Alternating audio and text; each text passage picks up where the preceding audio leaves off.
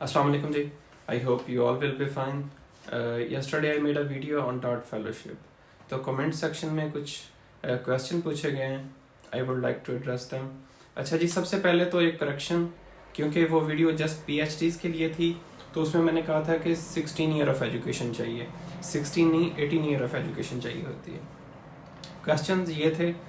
पहला क्वेश्चन ये था कि वीज़ा मिल जाता है. पाकिस्तान में वीज़ा का अक्सर प्रॉब्लम रहता है, लेकिन जर्मनी में क्योंकि आपको फेलोशिप मिलती है.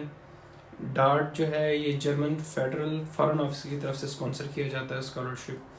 तो जब आप एम्बेसी की वेबसाइट पे जाके खुद को अपॉइंटमेंट के लिए रजिस्टर करवाते हैं, तो वहाँ पे आप सिलेक्ट करते हैं कि I have invitation from German government.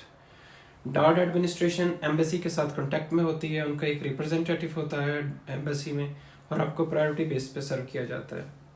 Second question ये था कि क्या पब्लिकेशन ज़रूरी हैं. पब्लिकेशन ज़रूरी नहीं है, लेकिन अगर होंगी तो ऑब्वियसली ये आपका एक प्लस पॉइंट होगा उसमें. अगर आपके पास पब्लिकेशन नहीं भी हैं, तो अगर कोई आपकी पब्लिकेशन सबमिटेड हैं तो आप अपनी CV में सबमिटेड मैन्युस्क्रिप्ट्स में लिख सकते हैं, वरना ज़रूरी नहीं है. डार्ट की रिक्वायरमेंट नहीं है पब्लिकेशन की, क्योंकि मेरे साथ एक कलीग यहाँ पे आया, उसकी कोई पब्लिकेशन नहीं थी. फिर उसके बाद थर्ड क्वेश्चन जी, बैंक स्टेटमेंट का. ये क्लियर कट है कि डार्ट एक फेलोशिप है और इसमें आपको कोई बैंक स्टेटमेंट नहीं चाहिए होती. ना आपको बैंक स्टेटमेंट चाहिए, ना आपके स्पोर्स को चाहिए, ना आपके बच्चों को चाहिए. सब डार्ट की तरफ से होगा. डार्ट उनके भी आपको अवार्ड लेटर इशू करेगा और वही आप एम्बेसी में सबमिट करेंगे. इवन के डार्ट आपको ट्रैवल एक्सपेंस प्रोवाइड करता है. जिस दिन आप जर्मनी में पहुंच जाते हैं उसी दिन आपको आपकी पॉकेट मनी हैंड ओवर कर दी जाती है. डार्ट आपकी अकोमोडेशन हर चीज़ यहाँ पे ढूंढ के रखता है और आपके साथ कॉन्टैक्ट में होता है. फिर उसके बाद जी, इंटरडिसिप्लिनरी रिसर्च. अच्छा जी, इसमें ये होता है कि लाइक मेरा बैकग्राउंड केमिस्ट्री का था, लेकिन मैं जर्मनी में फार्मेसी में PhD कर रहा हूँ. इसी तरह मेरे एक कॉलीग की मास्टर्स जो थी वो उसकी केमिस्ट्री में है, लेकिन वो यहाँ पे फिजिक्स में PhD कर रही है. आपने डिपार्टमेंट नहीं देखना, आपने रिसर्च देखनी है. फिर उसके बाद एक्सेप्टेंस का थोड़ा इशू होता है. एक्सेप्टेंस मिलना थोड़ा मुश्किल है, लेकिन उसके लिए आप अपने रेफरेंस यूज़ कर सकते हैं. अगर आपका कोई दोस्त ऑलरेडी जर्मनी में PhD कर रहा है तो आप उसको कह सकते हैं, वो आपकी हेल्प कर सकता है.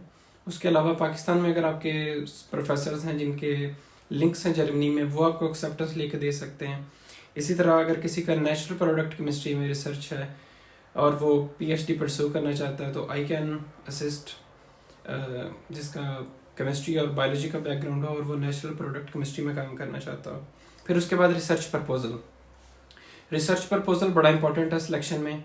हमारी ओरिएंटेशन में भी जो सिलेक्शन कमेटी के एक मेंबर थे, उन्होंने बताया था कि सिलेक्शन में आपके रिसर्च प्रपोजल का एक मेन रोल होता है उसमें.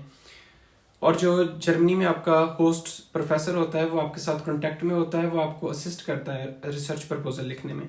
सम टाइम उनके पास ऑलरेडी प्रोजेक्ट्स होते हैं, वो आपको वो दे देते हैं, या फिर वो अपनी लैब से पोस्ट डॉक या किसी PhD स्टूडेंट को आपके साथ लगा देते हैं जो कि आपके असिस्ट करते हैं.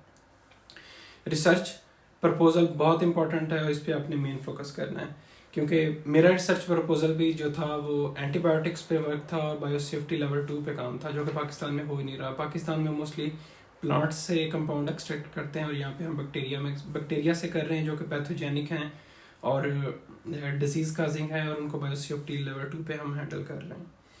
इसके अलावा अगर आपको कोई क्वेश्चन है तो you can ask. Thank you.